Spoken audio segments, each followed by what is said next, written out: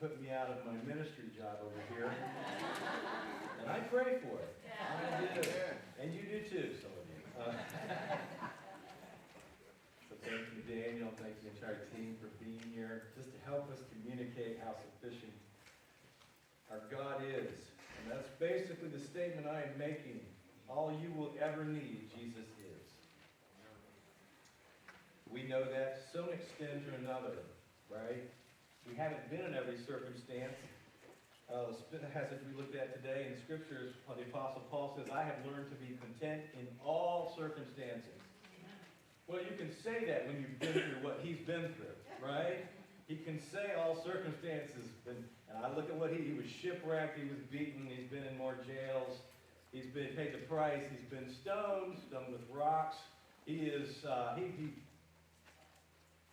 he says, whether in plenty or little, whether well-fed or hungry, whether I had more than I needed or less than I needed, I learned I have been initiated into contentment. And I take great comfort in that because I have a threshold, a whining threshold somewhere. And you do too. We're like, I don't like this. I don't like this, God. Are you still good? Yeah, still good. Still good. Been good for a long time. So anyway, we're going to talk about sufficiency. Last week we talked about the name of God. He said, I am. It's the word to be. I've always existed. I exist on my own, for my own purpose, reason.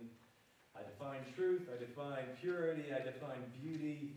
God is massive. He is awesome in our understanding. We have to allow Him and the truth to enlarge our understanding. Now, what was amazing last week, we pointed to the idea that I am, translated I am, or it's to be, is a particular statement in which you say, when you declare I am, you are saying I am the authority on who I am. I am. So when I say I am hungry, you're not asking your mother or your father or my sister, is Jonathan really hungry? I'm telling you I am hungry. I am the authority, the basis of what I say. I am hungry. Well, when kings said things about themselves, it was like a universal declaration. I am who I am. And Yahweh says I am. Just tell them it's I am. I'm to be. I've always existed. And so when Jesus comes along, several millennia later, a million and a half later, he makes these statements about his own self that the authorities listen and they say, you can't say that about yourself. When you say I am, you're making yourself the absolute authority on yourself. And he's like, well, yeah, I am. I am. He said, not only me, but the Father who witnesses and testifies in the testimony of the two witnesses, it is established. When I say I am this, I am this. That's truth. They had to struggle with that. For us today, I want to talk about Jesus' statement in John chapter 8, verse 12, in which he states, I am the light of the world. Now, to begin with, I want to do an introduction of what I call first light. John chapter 1, verses 1 through 9 is kind of a long passage to see on the screen, perhaps. But I want us to just highlight this idea. John, the writer, essentially begins his gospel with almost an illusion. He superimpresses on his gospel this beginning that is very similar to the first book of the Bible, in which in the beginning God created the heavens and the earth. God spoke and began to create. Well, this particular passage takes us to the very beginning of all things, creative things, and identifies a particular individual not only as the Word, but as the light. And I want us to look at this together. You can read silently as I read out loud. Actually, why don't you read out loud? Because now you can see it, and I can do it too. So let's read together. I don't know why I'm standing over here. I'm like getting out of the way. So you can see over my head. But anyway, it's just whatever. All right, let's read together. In the beginning was the Word, and the Word was with God, and the Word was God. He was with God in the beginning. All things were created through Him, and apart from Him, not one thing was created that has been created. Life was in Him, and that life was the light of men. That light shines in the darkness, yet the darkness did not overcome it.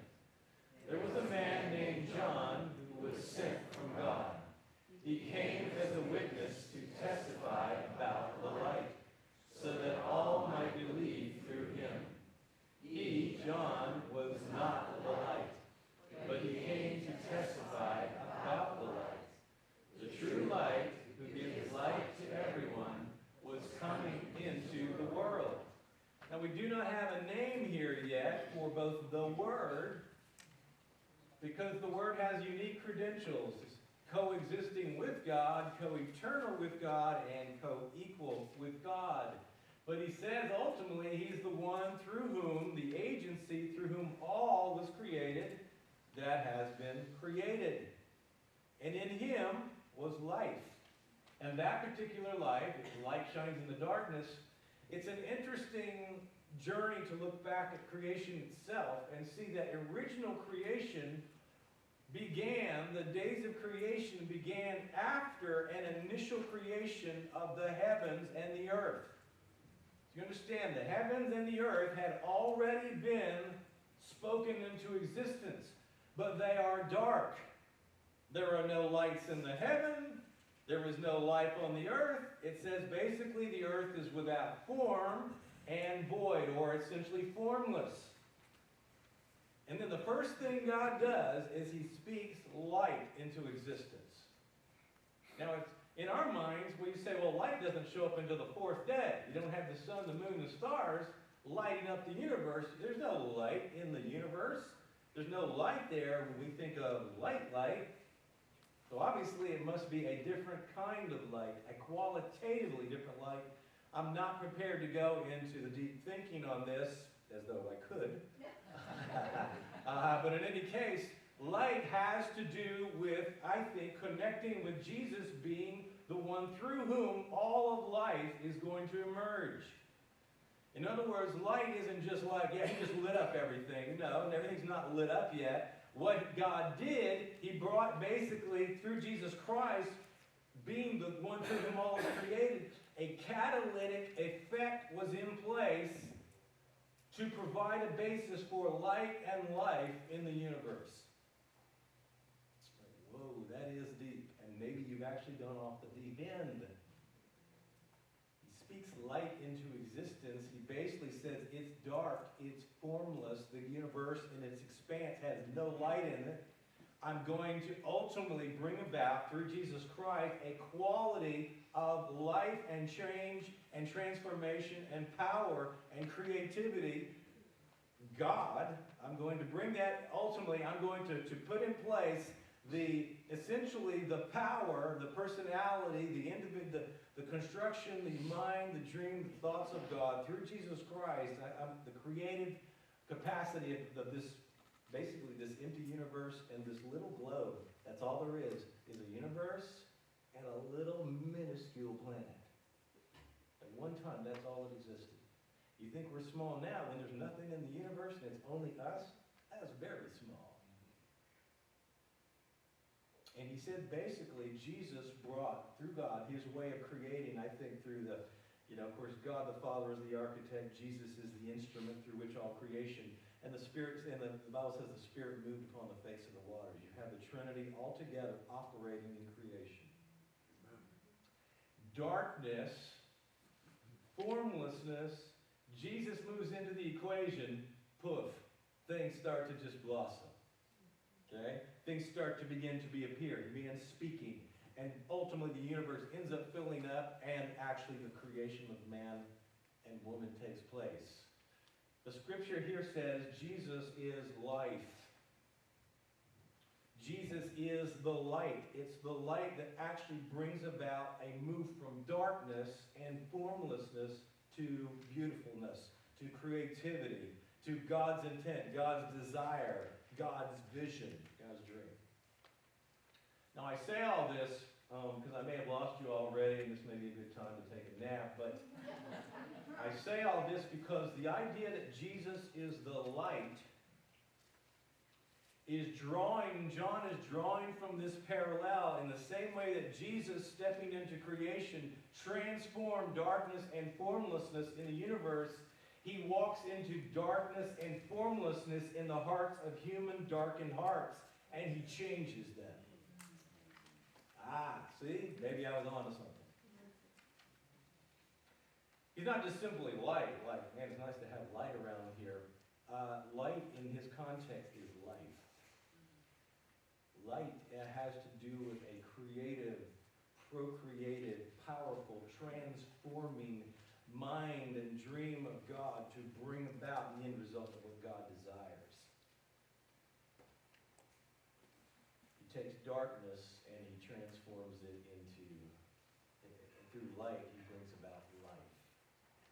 All of a sudden, in the big universe, there's life. It's on a little globe, a little small little orb, but it exists because of Jesus.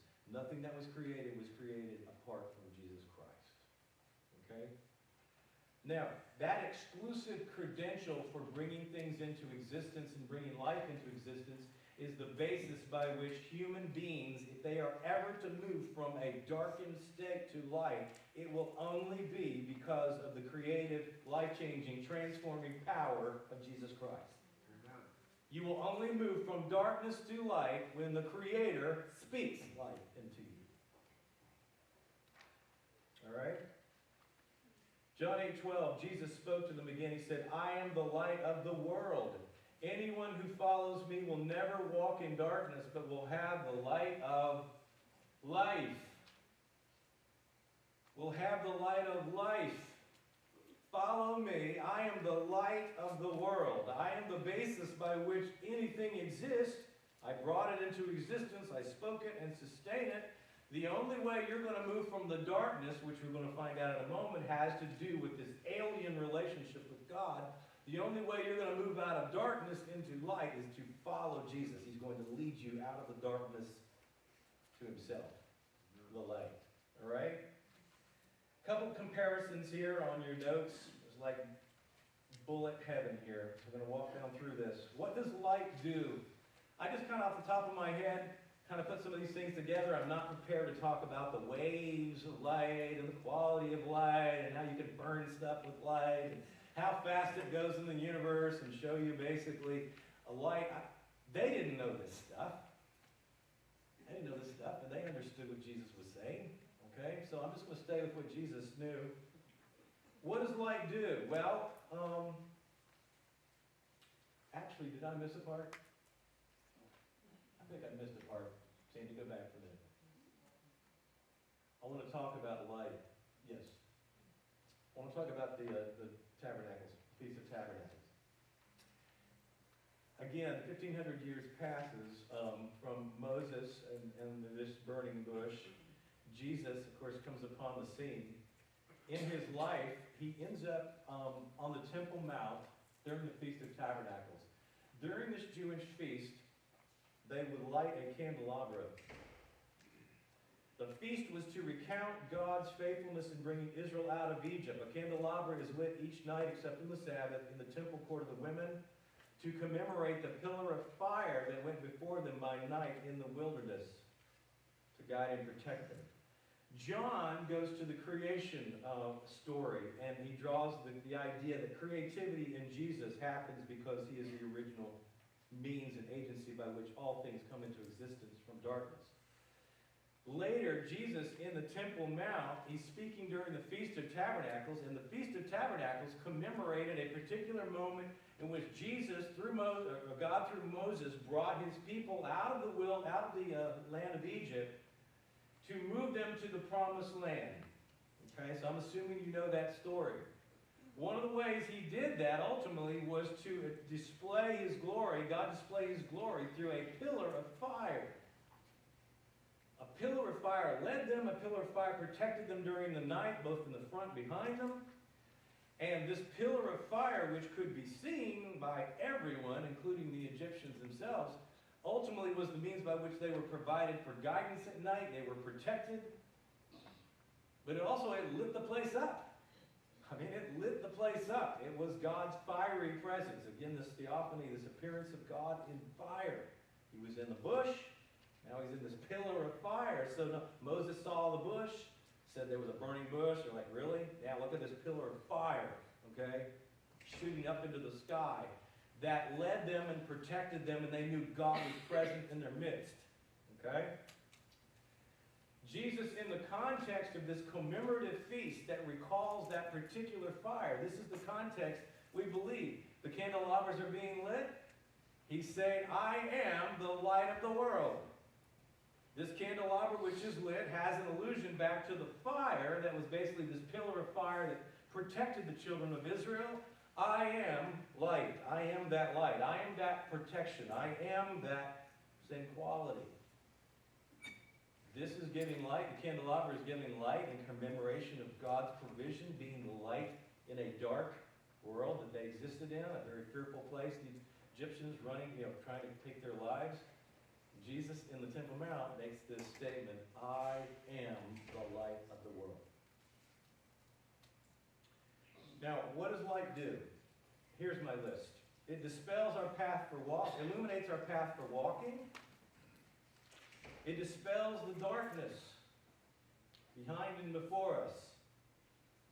You're carrying a light, you have a flashlight, you hold the lamp up, it's like behind you, before you, light pushes away darkness. It reveals that we are not traveling alone. I think the allusion to being light had to do with the idea. In darkness, you can feel very alone.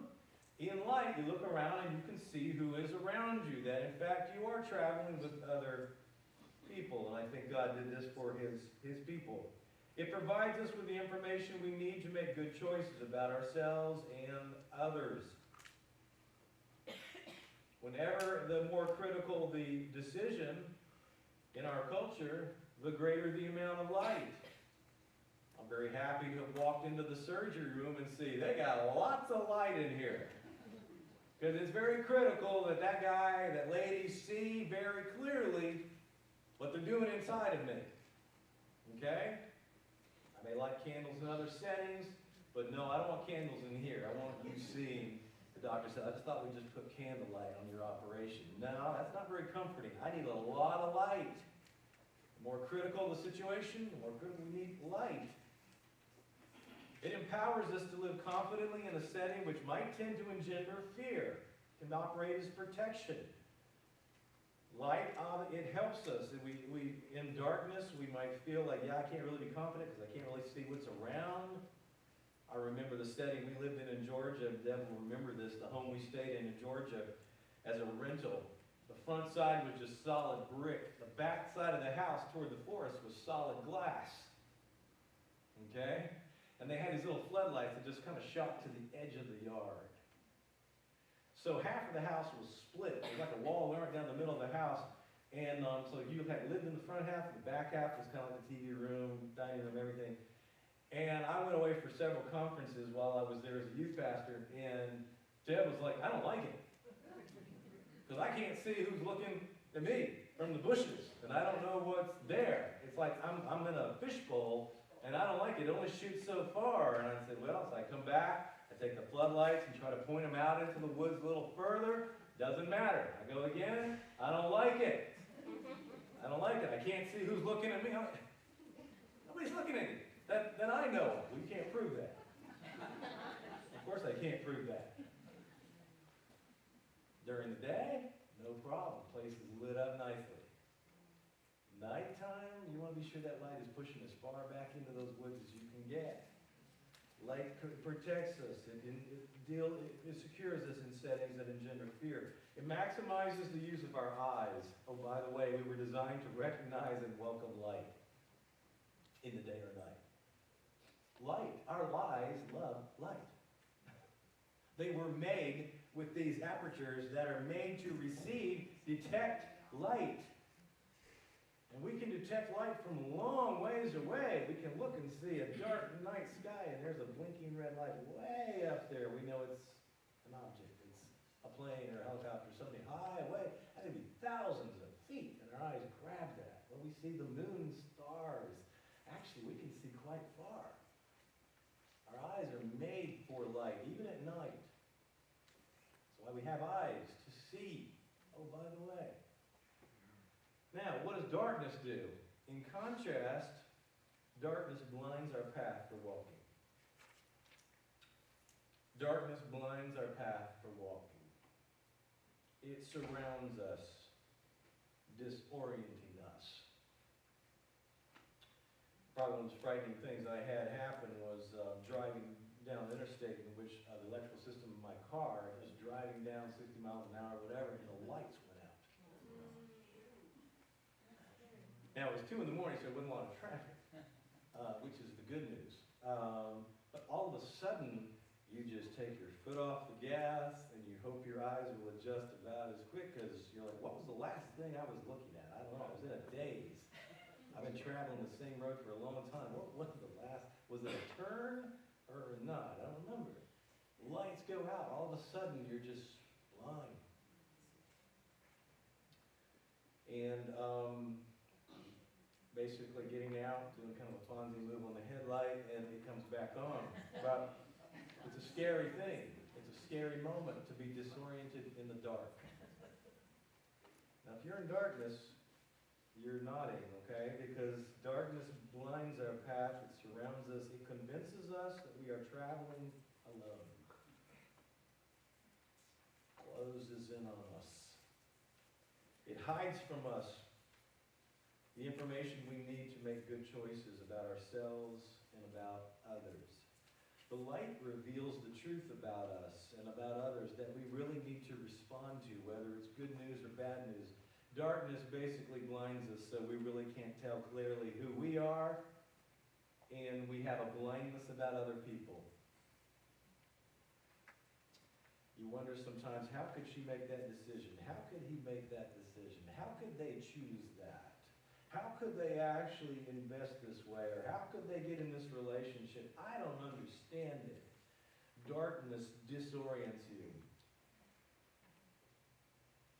It hides from you the information you need to make a good decision. Now, it paralyzes us from living confidently, stimulates our making decisions out of fear. I say all these things from experience, so this was a list that just kind of popped out of my head.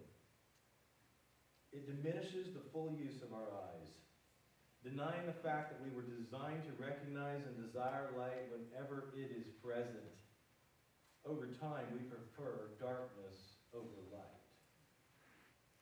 Over time, your eyes kind of adjust to darkness. And in our lives, we can actually get acclimated to darkness itself and actually say, I can operate in darkness. My eyes kind of adjust. No, it's not as clear, but it's clear enough to do what I want to do in the darkness. So Jesus is coming to earth. He comes as the creator. He looks at the darkness and he speaks life and light and transforms it into what is God's creative, perfect ideal. Jesus, when he comes to earth, he is sent to earth. John 3:16 says, God loved the world so much he gave his one and only Son, that whosoever would believe in him would have eternal life. Jesus is leaving the light of heaven as the light. He is coming into a darkened world. He is the light. There is no light here apart from him. The evidence of a creator operates in creation, and the evidence of creative life and power continues to simmer around everything that's created, even our own bodies itself, but it's not enough to lead us to the full truth. He comes as the light. Why? Because we as sinners, we as individuals away from God, are living in darkness. He comes to be the light to us. Now this is what I'm saying. It's different than just simply saying, Jesus, I've come to just light a candle so you can just find a way. No, he is the light. Matter of fact, if you want new life, if you want eternal life, you must come to the light. He is, I am the light. I am God, the light. Now I want you to listen to what Jesus says. This to me is the way we need to go. Let Jesus say what he needs to say, and in fact did say. 3 points of light. John 3:19 through 21. This then is the judgment. Jesus explains the rejection of the light. This then is the judgment, or the process of judgment. This is the means by which the darkness is going to ultimately culminate in judgment. The light has come into the world, and the people loved darkness rather than the light because their deeds were evil. Everyone who practices wicked things hates the light and avoids it, so that his deeds may not be exposed. But anyone who lives by the truth comes to the light, so that his works may be shown to be accomplished by God. Jesus explains the rejection of the light. It really comes down to what you love. Do you love darkness or do you love light? And this is specific to each individual. This isn't a group project. This is you. This is your life. This is your heart. This is your makeup. Do you love darkness more than light? Jesus said light has come into the world, but that light has been rejected. Why? Because not that people cannot see the light, they cannot know that the light exists, they have a love for darkness. I love darkness versus light. It's the practice of wicked things. It hates the light and exposes it. Now this is Jesus describing our world. And I look at the text and I read the text together and I'm stunned just like you. Man, they had God the Son in their very midst. It wasn't theory. They saw miracles. They heard God speak. He is there tangibly to be touched. God is in their very presence. He's just saying, I am the light of the world. Like that pillar of fire, I stand obvious and public. I am the light of the world. And yet, just like the Jews who looked at that big pillar, eventually they would completely disbelieve God. There is a will that's operating here that simply says, no, I am desiring darkness. I will not submit to the light. On the other hand, there is a heart that says, you know, God, I will allow your light to illuminate my darkness. I will allow you, I want you to come in, shine the darkness, replace the darkness in me, that simple, willful choice against you. I want you to change me so that actually the works that I do, I want you to expose them, and in exposing them, it becomes clear that they are works that actually you are doing through me. You are light in me, in contrast to the works of darkness. So there is a rejection of light. Jesus is not stunned sometimes by the things that stun us. I don't understand why people are not trusting Jesus Christ. Many are. For the most part, more people are coming to know Jesus Christ outside of our country. We are what we call in revival language, we are overcooked. We are burnt over. We have had so much light. We've had so much evidence, so much truth, so many movements, so much through radio and TV. The people of America have so much access. In many ways, God is using missions in other countries where individuals are hearing it for the first time or a few times. They're responding to the light. Not saying we cannot respond. But sometimes it is hard to imagine how much light is available in our community, in our life, and individuals are not. Well, if they were honest with you and me, they will say to you and to me, I like my life the way it is. I like it dark. I'm actually okay with dark. I've grown dark over time. It just didn't become dark yet. It's actually, I've learned to acclimate and operate inside darkness. My eyes have adjusted. I don't have to do things that require light because I'm okay with the darkness. Jesus explained the rejection of the light. Secondly, in John chapter 12, go over a couple chapters. John chapter 12, Jesus is the light. John 12:44. John 12:44, Jesus says this. He cried out. He cried out, the one who believes in me believes not in me, but in him who sent me. And the one who sees me sees him who sent me. Jesus says, when you believe in me, you're ultimately believing in the Father who sent me. As John 1 says, I'm co-equal, coexisting, co-eternal. But God has the architect, and through me is the light by which creativity is going to take place. But when you believe I am the light, you are believing in the Father. You're believing in the one who sent me. Verse 46, I have come as a light into the world so that everyone who believes in me would not remain in darkness. Jesus said, I have simply come as a light into the world so that everyone who believes in me should not remain in darkness. You don't remain in what you are not already currently existing in. Jesus says, you're already in darkness. I have come so that you don't have to stay there. Now, I'm speaking to believers, I know, great part, but not everyone here may be a believer. It's understanding Jesus' perspective on this world when he came is that all of us are in darkness. We have all sinned, the Apostle Paul would say. We've all fallen short of God's glory, his manifested perfection. All fallen short. So Jesus coming to the world, he's not coming to like to stir up a fire. No, he's not coming to like to illuminate the light in every one of us. Quakers believe, and others who believe there's a light in every single one of us. No, it's pretty out. It's pretty out. Jesus is coming to be that creative light in darkness, and that creative change and transforming rebirth forgiveness act is exclusively through him. And he said, this is why I've come.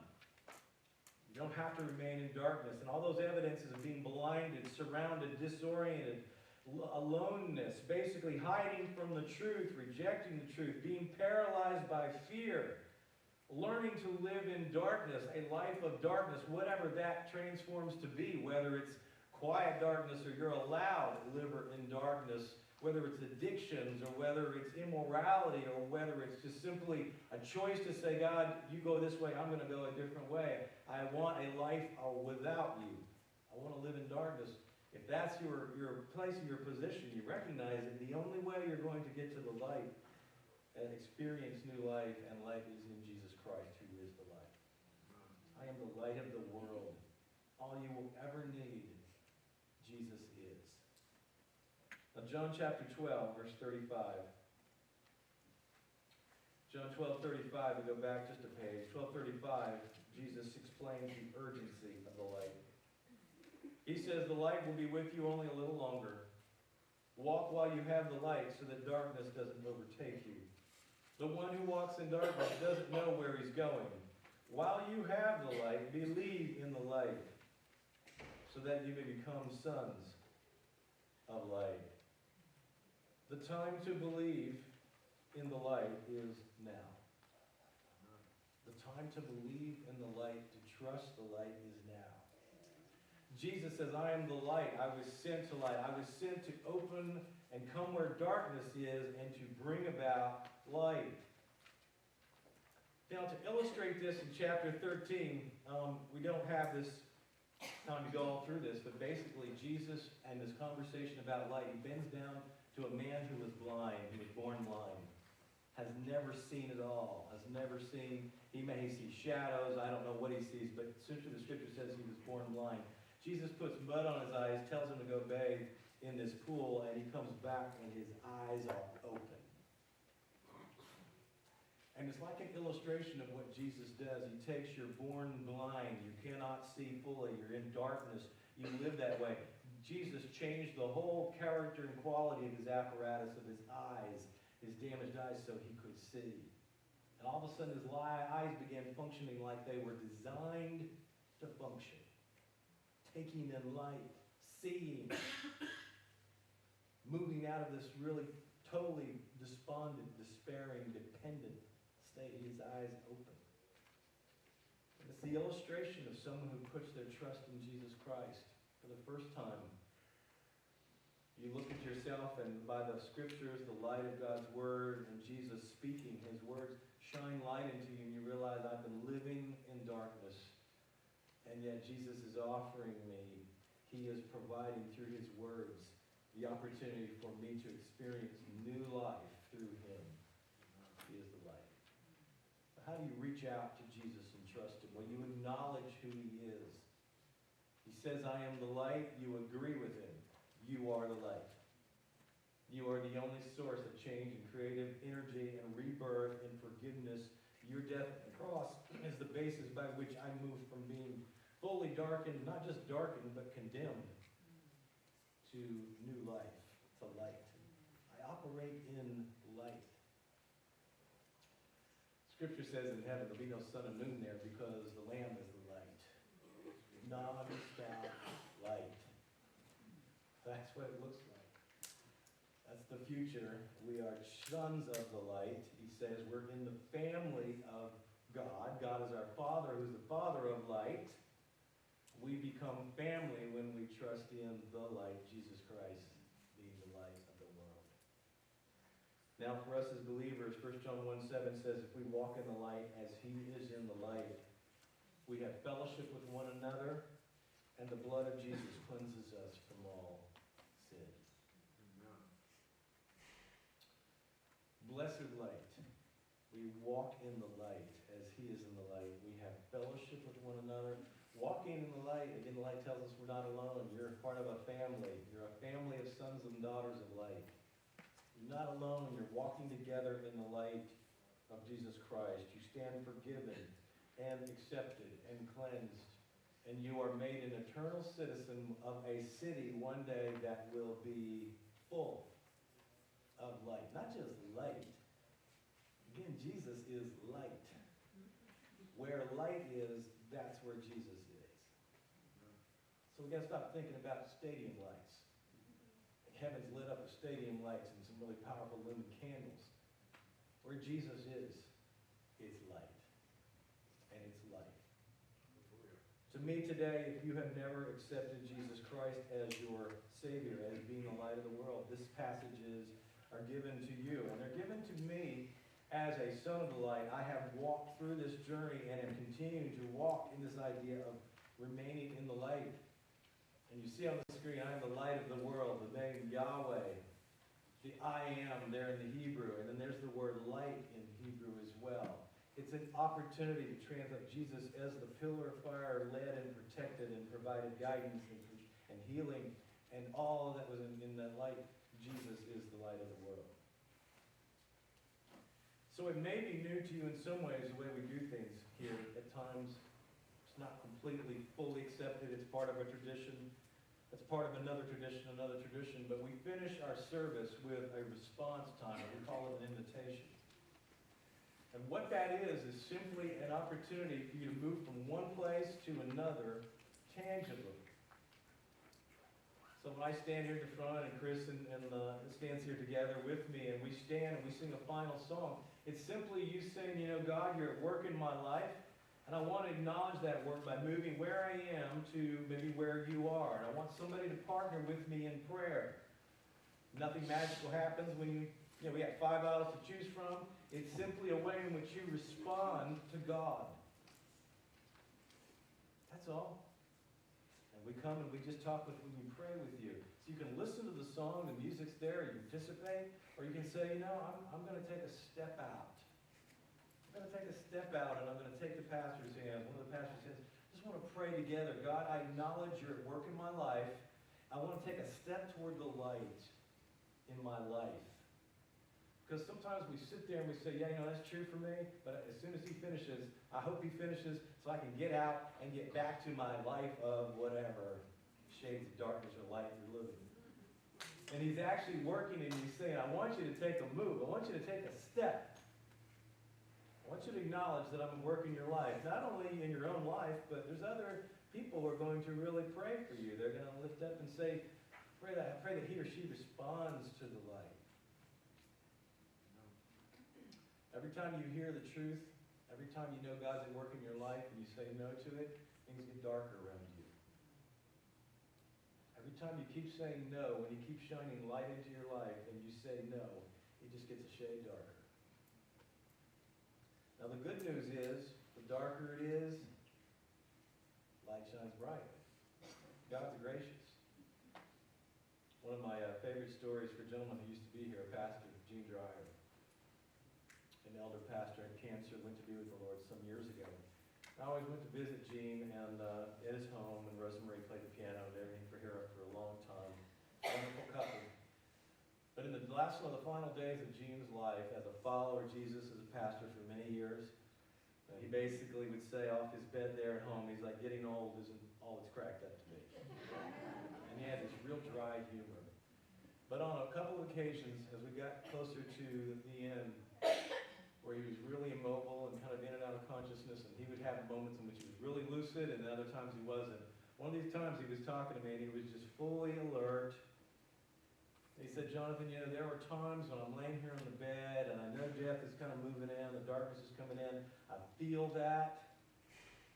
He said, but in my mind, in that moment, he said, I feel like it's dark and that death is coming close. He said, even when I feel like, it's dark, he says, I can see in my mind, it's like a little table with a candle just sitting there in the middle of his darkness. No matter what the darkness tries to do, and even that moment for him, it was just kind of coming in on him. That candle was just reminding, you're mine, I'm yours, I'm present in this moment. Now that to me, we're not just saying he's light so he can just make us successful or he can light our way. No, we're talking about a relationship that's never going to be changed even when the darkness of death caves in. That's the kind of light you need, the light you and I want.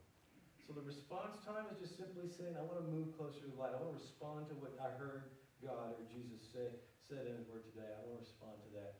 You just come and pray, we send you back to your seat or get together later, whatever. We just don't want to hear the word of God and not respond.